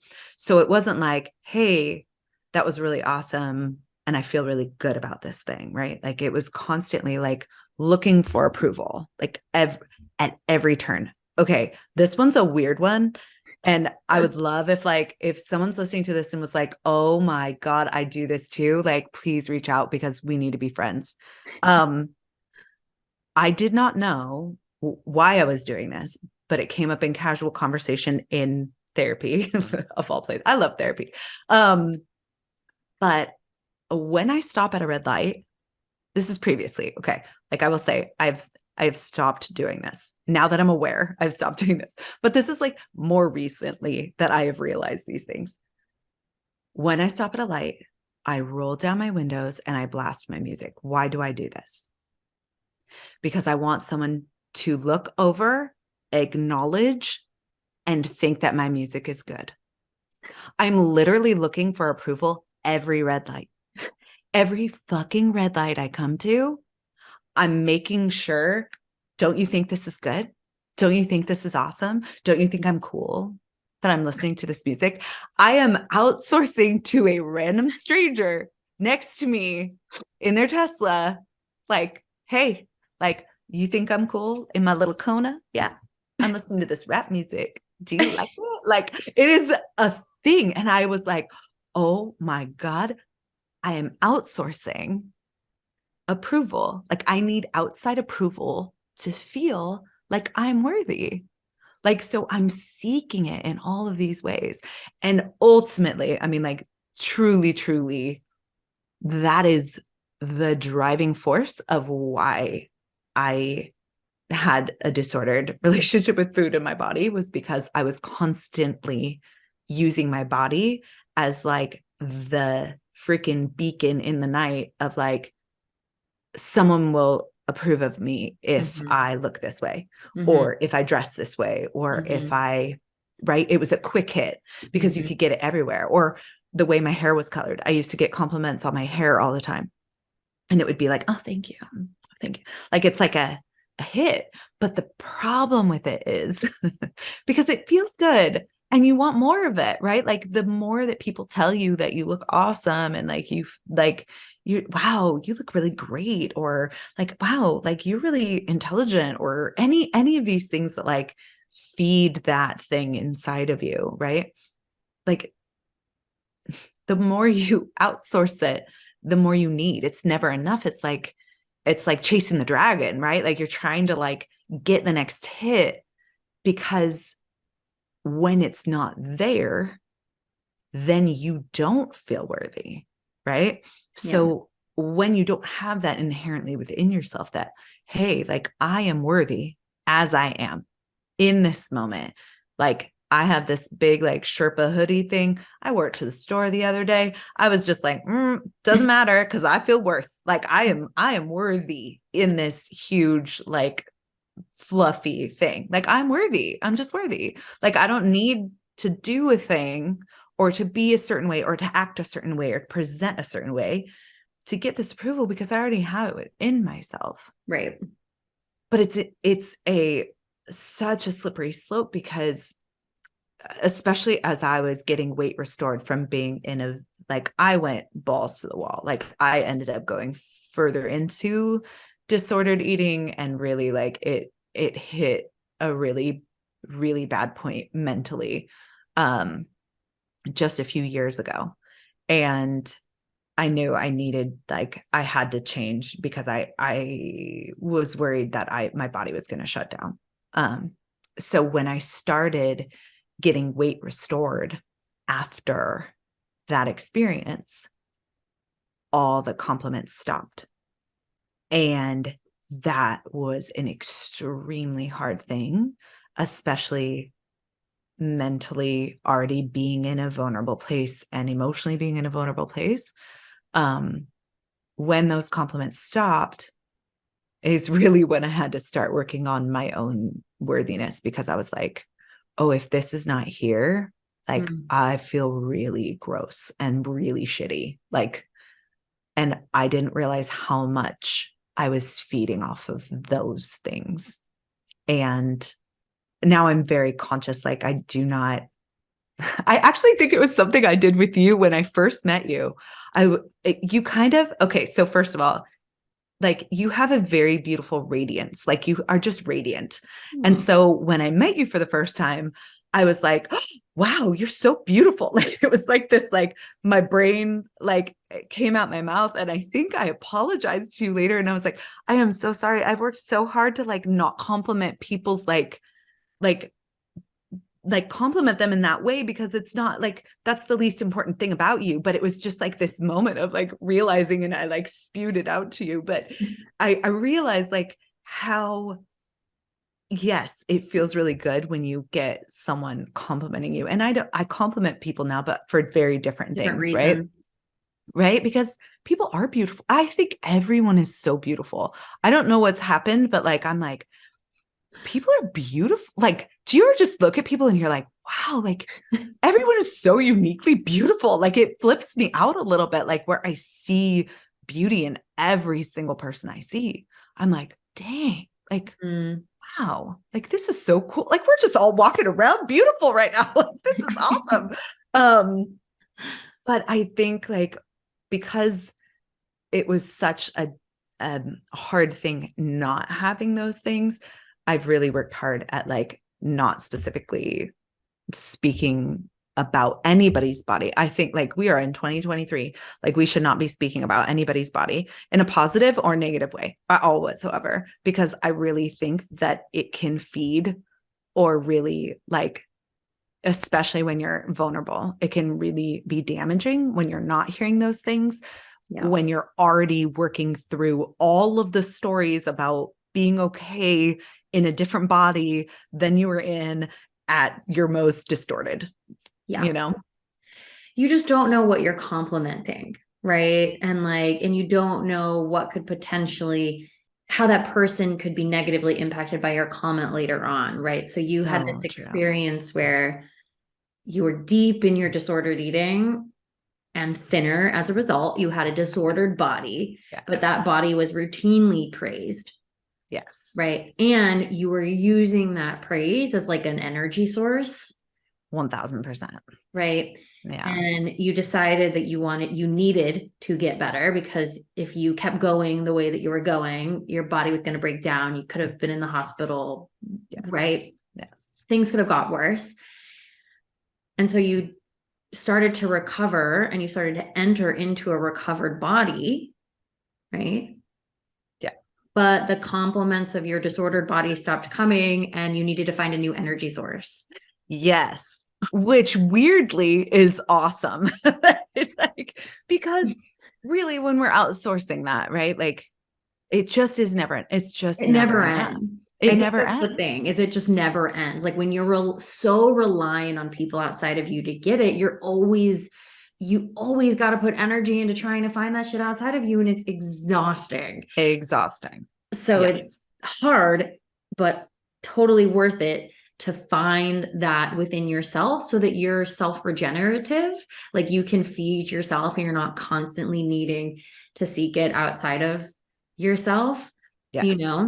and to kind of bookend the conversation of like, I'm with you. Like I'm pretty hesitant and like trepidatious to make comments on people's body and appearance because like I don't really know like how that comment could land for people presently or long term. So like all those people who were making all these comments, like they probably were unaware of the fact that those comments were then going to cause you so much pain when you were recovering and your body was changing. And you were going to have to really, I mean, granted, the positive side is that you then cultivated that work from within and no longer needed it. But and I know, and everybody listening knows that when those comments stop, our brain goes, well, what do they think of me now? Yes. And I just want to add in there, finding that worth within yourself comes with a million tears. It is not just like, oh, well, now I'm just going to find worth within myself. Like that itself was like a 3-year journey coming out of that. You know what I mean? Like, holy crap. That is like, it's the hardest and best work. And I still have moments Yeah. where I will like feel that, right? Like question that or because okay, our bodies change all the time. Like we are in a constant, like I understand, I'm 41 years old. I understand that this body is not going to look the same at 81 or 91 or even 51, right? Like everything is changing, whether that looks whatever it looks like, right? But it's going to be different. And I think that it's a difficult thing when you are in change or flux in your body. Mm-hmm. It's like your worthiness and those things, you need reminders. It's like you need constant reminding of like, wait, like, oh my gosh, like all that my body does for me, all that it does, all that I've put it through, and it still shows up for me. Oh my God. Like, seriously, it's baffling. Like, I'm just like, thank you, girl. Like, you got it, man. Like, we've been through a lot together. We've been through a lot together. And sometimes it is hard when things, clothes fit different or, a style doesn't necessarily like feel the same anymore to you in that way of how it felt before. And that can be challenging. And it's like the sediment of something. Like I like to call it like a healed perspective. I really feel like I have a healed perspective on body and food. However, sometimes there's times in our lives where we haven't met this version of ourselves yet. And so it's like when you get into a really still lake and you like step your foot down and all the sediment from the bottom like kind of like comes up and it looks cloudy for a minute and then like settles back down, right? Like I think that that's kind of what happens in our healing of our body. that we have these like moments where we really have to talk ourselves through those things and really honor where we're at. I just recently went out and spent 5 hours trying to find a pair of jeans that made me feel really good in this body right now. And never underestimate the power of a good fitting jean. Do you know what I mean? Yeah. Like, man, it makes you feel good. It makes you feel good to have something that fits your body. Yeah. You're not forcing yourself into it. You're not like, you put it on and you feel good. Like, it's so important to honor wherever you're at. And sometimes, especially like in fluctuation, I had a hysterectomy 10 weeks ago. Like, I have been going through hormonal craziness this last year, and my body has gone in major fluctuations and feeling very out of control in that, like feeling like the choice I had was between pain or my body staying the same. Right. And it's been a really interesting time, because I will say, my husband and I now, my now husband is an angel walking on earth, and he is so good at holding all of it. And food and body for me has always been my like, I'll go in, and then once I fix this, once I figure it out, then I'll come to you and tell you what I've decided I'm doing or whatever. And I want to come out like with my aha, right? Like this is my aha moment. Like, and I've figured it out. Like, but as Glennon Doyle, I was just listening to her podcast, and she was talking about the messy middle. Like, letting him see the messy middle in this aspect of my life was very difficult. Because it was something I tended to, as he said, I think it's the one thing in our relationship I feel a little eggshelly about. And I was like, I get that. I understand that, because talking about it makes me instantly cry, like instantly. And I have had a healed perspective and worked through these things. But I think because, it's interesting, like coming back to this, like full circle, is like, he's the one I want to please most, which is a really interesting thing of like those old stories, right? Of like needing to be a certain way to like be worthy, and I know that that's mine, not his, right? Like, that is not how he feels about it, but that's like, there's something so vulnerable about showing yourself in the messy that like it creates like our relationship has changed because of it. And it has changed.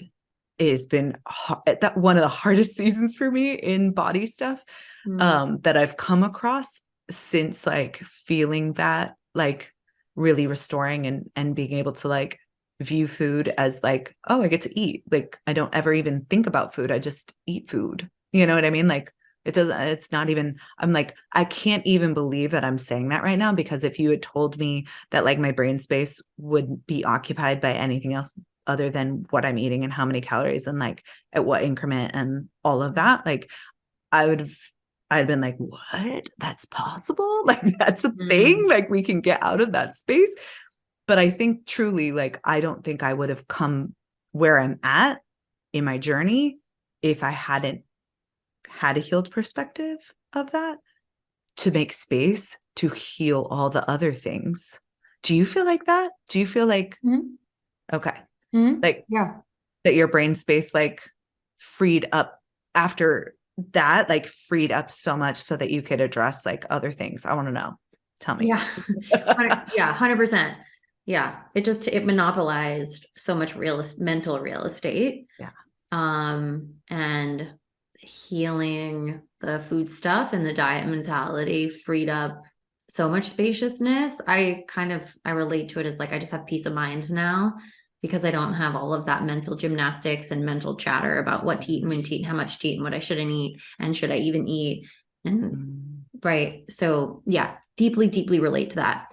And just for some clarity with your story of where you were just leaving off there, the season that you're in right now and having these health issues and needing a hysterectomy, I'm assuming that meant your body went through more changes, not only internally, but externally. And that was an incredibly difficult season for you. Yes. But had you not done the other work, Oh, that other work allowed you to move through this work. But it yes. doesn't mean that it still wasn't hard, which I think is what you were alluding to. Yes. Is that like, even though you can when you were talking about stepping your foot down in a lake and the sediment comes up, right? Like, and you can have that healed perspective, but that doesn't mean sediment doesn't come up. You're just more equipped at utilizing the healed perspective to talk yourself through it Yes. without it, spiraling into a really, really dark, bad place. So I'm thinking that's what you were alluding to, right? Yes, absolutely. Okay. Absolutely. So yeah, it has this last year, I had to be put on progesterone, and straight artificial progesterone it can cause insulin resistance, which I did not know. And no one told me going into it, which is just so fun when no one explains anything to you. They're just like, here's this drug, like you should take this hormone without like any other information. But it was like wild to me. Yes, it was a lifeline though, because I was in so much severe pain. I'll touch on this a little bit just because I don't think it's talked about a lot, but a few years ago, my doctor I had been bleeding too regularly. I was like on my period every 3 weeks for a week straight. So like I would only have 2 weeks and then be back on. And I was just like, it was so much. And I was like, this is a lot. Like, this is a lot to deal with. And I'm like, just like, I feel so fatigued all the time because I'm like losing all this blood. And so they offered an ablation, which is where you cauterize the lining of your uterus so you're not bleeding all the time. And casually they mention like 25% of them end in hysterectomies, because they fail, but they didn't tell me what the failing meant or what it looked like or what I should be looking for those things. So I spent the last 3-ish years in like chronic cyclical pain, like debilitating, bent over, fetal position, hospital visits. I was at the ER like very regularly, and no one could figure out what was going on. Like no one could figure it out. They were like, you must have had a cyst burst. You must have had this. You must have had that. But what was really happening is my ablation had failed, which meant that my uterus literally was stuck together, but I was still bleeding. So blood would collect at the top of my uterus and try to contract its way out of my uterus. And it couldn't because it was stuck shut. So basically, I was like in labor for a week straight without any relief. And I didn't know that was going on. I thought it was bowel related. I had to have, all of these tests done, find out that it's not in my bowels because it all feels very much like down there. Yep. Because it radiates everywhere. Like I was like, why is my hip bone hurting? Like it's like all of these different crazy things. And so come to find out, I had a failed ablation, which I had to figure out on my own by Googling, by the way. And then they confirmed it. And they were like, wow, you figured it out. And I was like, yeah, I don't even have a medical degree or anything. Like, we got to be on our own. We're figuring it out. So I ended up they put me on progesterone because they were like, we'll put you on this medication and we'll help you not be in pain. So long and the short of it is, it made me fluctuate in weight so rapidly that the clothes I was buying to then fit my body that had fluctuated, by the time I would go to put them on again, I was not fitting into them. Like it was very rapid. And so like my brain couldn't catch up with what was happening in my body. And I felt like it was the first time in a long time that I felt like I was kind of like out of my body. I was like, my body doesn't feel connected to me. Like when I look at myself, I don't see myself in this way. And it was like going back to times where like I almost couldn't like see what my body actually looked like anymore, because it was like, wait, what? Wait, what's happening? Like I just wore this skirt. Like what is going on? So that sediment has, oh, it was murky. It was murky for a second. You know what I mean? It was like a situation until I realized like, oh, this other thing that's helping me not be in pain is actually causing this other situation to happen. And it was like, I literally felt like those were my two options, like be in pain or have this thing happen and have your body shift in a way that feels different to you. Yeah. And so ended up in a hysterectomy. That also has changed things. And it's just such an important thing to be an advocate for yourself, but also like, I mean, it's so easy to be like past it and be like, wow, I learned so many lessons from that. Like your girl was crying in the closet like every morning. Like, let's be real. Like it was because I would go to try on a thing that I thought would fit my body, and then it wouldn't. And then I would like, okay, I need to honor where I'm at right now. Let's move these things out and we'll move the new things in. And then that was happening again, like within a month, like so rapid, so fast. It was very unnerving to have that happening, because you just feel out of sorts. Control. Like how do you, yeah, like you're just like, I don't even have anything that I can put on my body, that like I just keep trying to buy things to honor it, and then feeling like I don't have anything that makes me feel good at all. But that this space of coming out of it, looking at it and realizing like, I don't think I ever would have opened up to my husband so honestly and so just raw, straight up raw goo phase, like caterpillar in the chrysalis situation. Like I'm goo. I'm goo. Like this is not, there's no butterfly in the picture yet. Like this is just, I'm a mess. Like I feel like a mess. And it was just such a beautiful space to be held in, and to have someone honor you and like love you through that piece.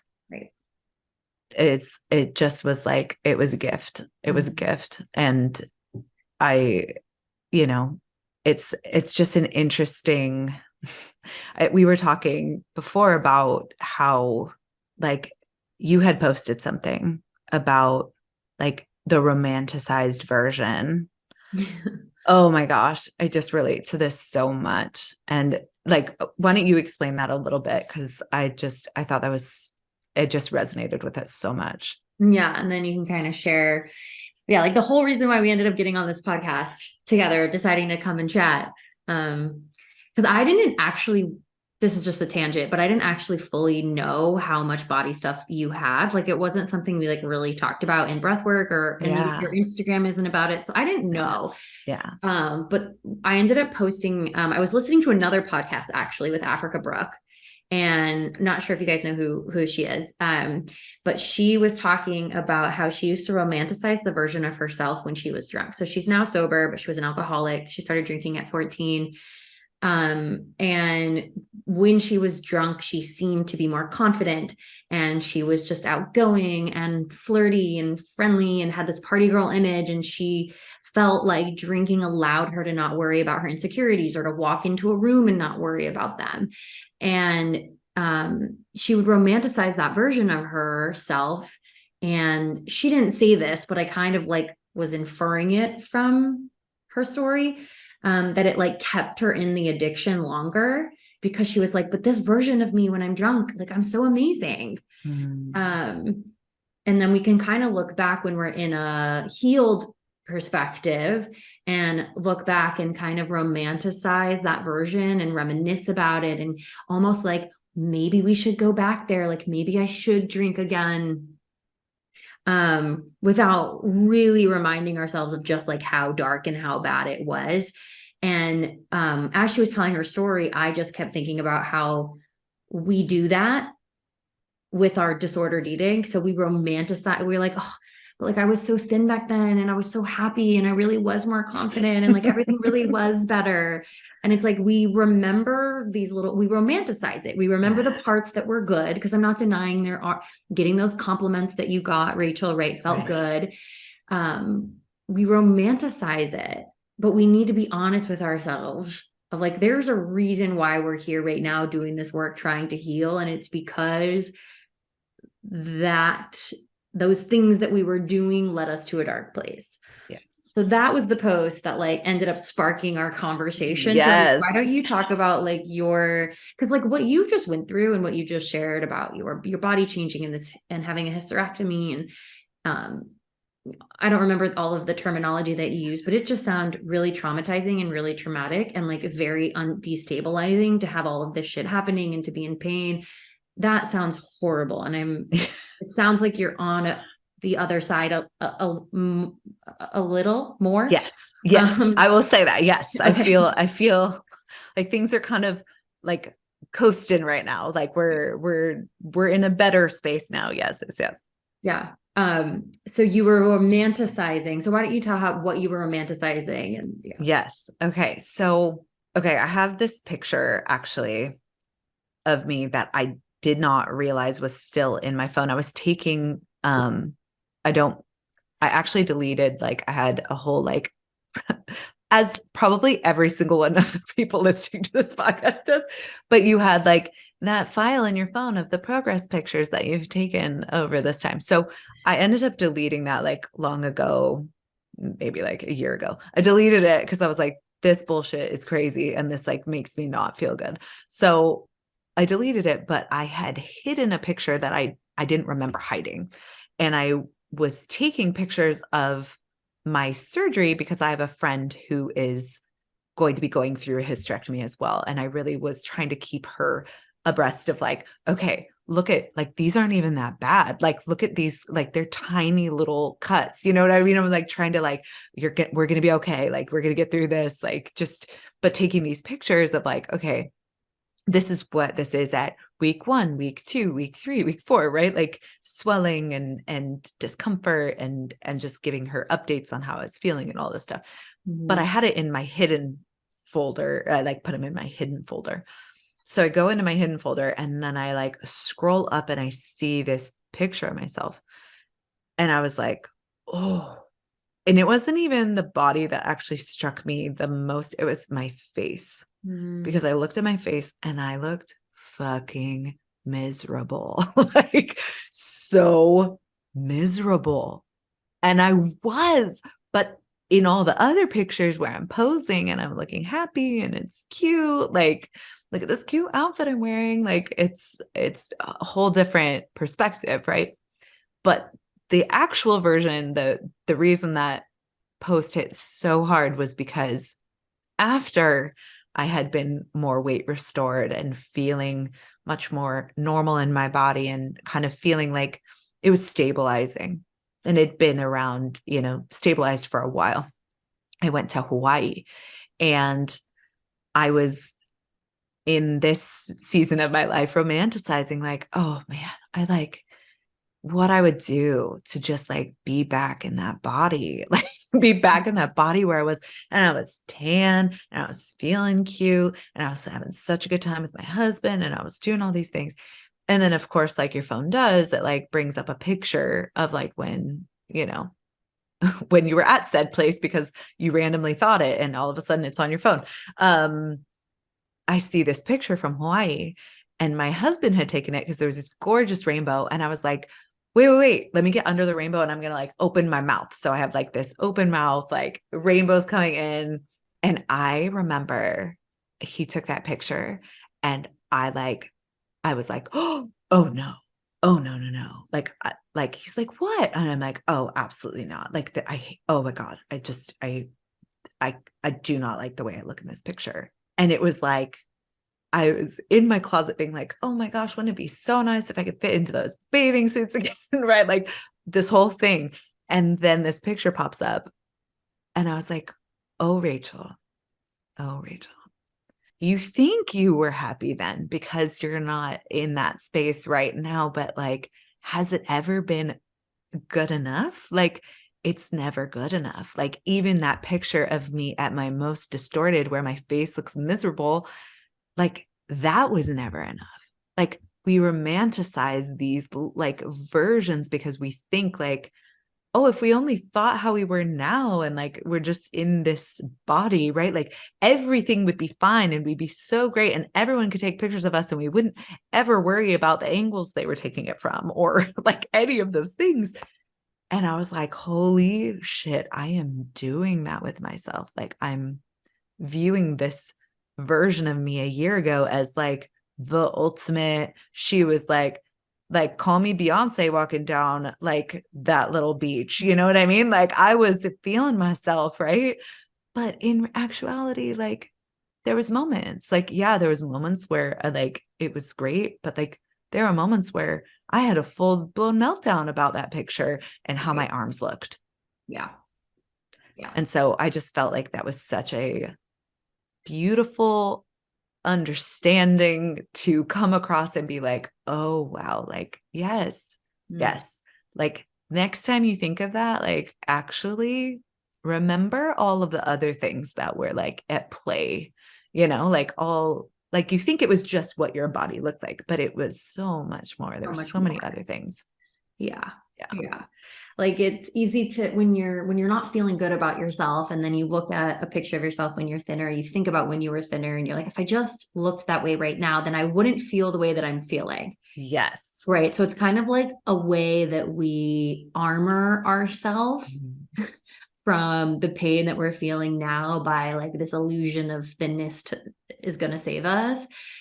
And it's important to remind yourself that like whatever you were doing to be that small probably made you fucking miserable, right? Yes. Like the restriction and the overexercising and absolutely skipping out on social events and yes, all the other things, right? And I don't know why I lost my train of thought. I think we're getting our point across here. It's yes, just like really easy to think that everything was fine and dandy, yes. but you have to really remind yourself of how miserable you were in those moments of trying really, really hard to be thin and stay thin. And yeah, so much like crying in the bathroom because your husband bought you pizza. Like, that for sure happened. That was my come to Jesus when I was at my like worst mentally. Was my husband, after I hadn't eaten all day and I told him I hadn't eaten all day, specifically bought me my favorite gluten-free pizza so that when I got home I could eat. And I ran into the bathroom and I slammed the door and I started crying and I was like, he's sabotaging me. Whoa. Dark. And I was like, I looked at myself dead in the eye in the mirror and I was like, you're fucking done. Like, this is it. Like, your husband just went out of his way to get you the thing that was going to give your body nutrients that it needed at the end of the day when you haven't had any food, thought about you, bought the thing you like that you need for you, and you're going to turn this on him that he is doing something to you. I was like, no, we're done. That was your moment. That was like, you're going to eat the fucking pizza, Rachel. Like, you're going to eat the fucking pizza. And then I ate pizza for like 3 months straight, pretty much. So you did the fucking diet. It sounds like you referenced that earlier. I did. Yeah. I was like, whew, all right. That was the thing. I mean, it was helpful. Is there other ways? Yes, there's definitely other ways. but yeah, that was I was like, okay, we're going to do this. But yeah, started me on that. So this has been awesome. Yes. But for those, listening, where can they find you? So I'm at Rachel Hills Heart. It's RachelHills Heart. On Instagram. That's pretty much where you can find me. I last year launched a program called the Best Mama Method, which is funny because it literally has nothing to do with parenting. It's really about, I kind of condense my healing journey into like the things that changed my life the most, that like moved the needle the quickest for me in my healing. And I have modules, like 8 different modules based on like the lessons I've learned and the things that I think are really important. As you come into a space of like, for me, being a mom, like I can tell a really big difference between how I parented before and how I parented after I started going through and healing some of the stuff that we've just talked about, right? Because I now see that parenting is really like reparenting yourself through your children. And so I have a lot more compassion, but also a lot more like understanding of like just different aspects and asking different questions. Mm-hmm. And I just think it's so important for us, not just as moms, but as partners, as humans, as daughters, as friends, as whatever, like to do what we can to heal the things that we need to work through so that we don't put them on other people.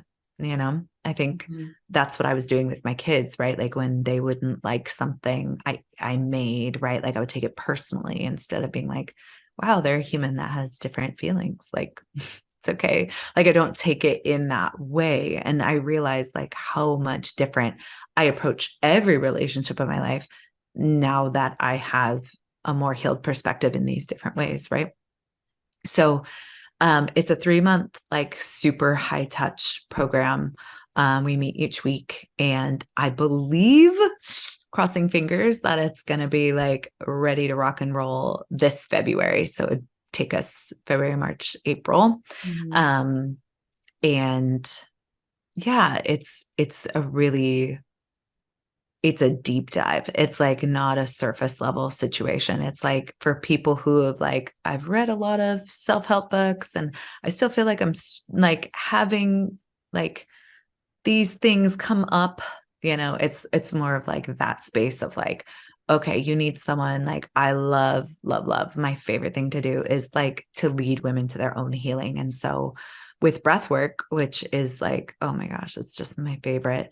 But breathwork is the backbone. So it's like these modules, and then we meet each week. There's a breathwork associated with each module that you kind of like can help you facilitate connection with yourself and finding safety and trust within yourself and all the good things, dealing with anxiety and victim mentality and shadow work. It's like, it's deep. We go deep. So, but that's kind of like, I also hold some different groups and different things and do some one-off classes of breathwork. And I actually do some live events. I'm going to Costa Rica to facilitate breathwork in late April for cool. Kelly Mason's retreat out there. So yeah, I'm kind of all over the place right now, but just on the gram, you'll see me. I am like a touch and go in there. I'm not like a super presence just because that feels better to my system to just be there when I want to be there. So,